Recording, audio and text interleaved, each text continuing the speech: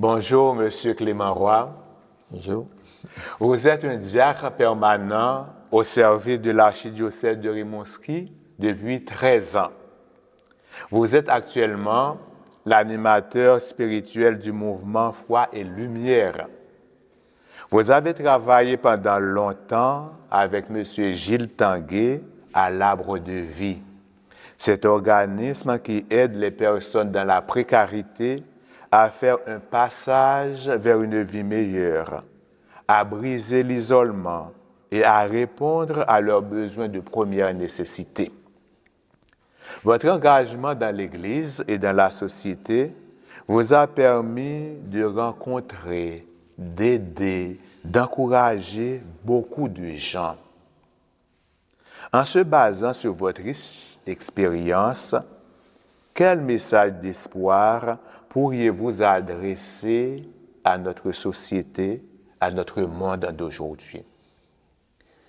Je crois que peu importe qui l'on est, chaque être humain a besoin d'une certaine dose d'expérience pour atteindre aussi un bonheur. On a tous droit au bonheur.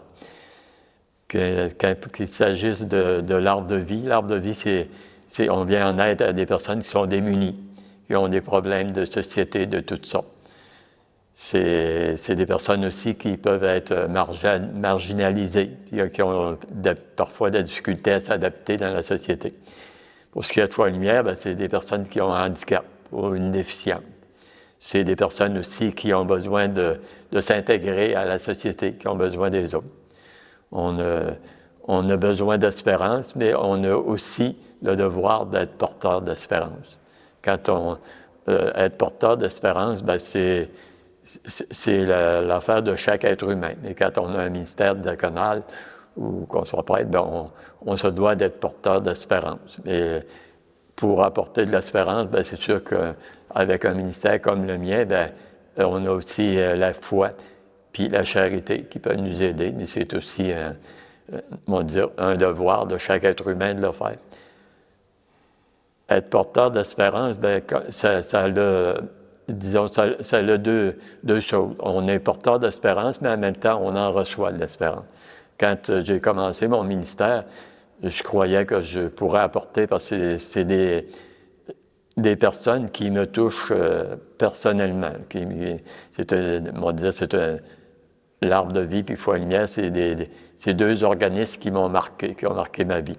Parce que j'ai l'impression que j'ai apporté de l'espérance aux personnes qui étaient, mais je n'étais pas seul. Il y a beaucoup de bénévoles aussi qui étaient là. On a travaillé ensemble pour donner le meilleur de nous-mêmes pour aider ces gens-là à s'adapter à la société ou les intégrer dans le quoi de Foi et Lumière. Et aussi, avec le temps, aujourd'hui, je me rends compte que cette espérance, j'ai reçu plus que je peux avoir donné. J'ai reçu beaucoup plus d'espérance puis de joie. Puis aujourd'hui, je me rends compte que j'ai besoin de ces personnes-là. Qu'on a tous besoin de ces personnes-là, puis qu'on a tout à gagner à donner de l'espérance puis à aider.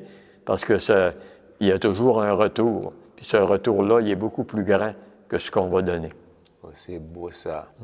Plus vous donnez, plus vous êtes heureux. Oui. Plus vous vous sentez bien. Oui, plus on se sent bien. Puis en même temps, c'est comme un peu une chaîne, ça s'agrandit. C'est comme un peu un jardin qui fleurit. Les fleurs se rajoutent, puis ça continue. Ça fait que c'est ça. En fait, du compte, on a besoin de ça comme être humain, d'être unis aux autres, puis de faire notre part pour avoir une société plus juste. Parce que chaque être humain a le droit au bonheur. Ça, c'est le bonheur, il faut avoir de l'espérance pour arriver à être heureux. Merci beaucoup, Monsieur Roy. Merci au nom de notre archevêque, Monseigneur Denis Grondin. Ça me fait plaisir. Bonne continuité. Merci. Et puis, vous saluerez votre épouse de notre part, et puis nous la portons dans notre prière. Merci beaucoup.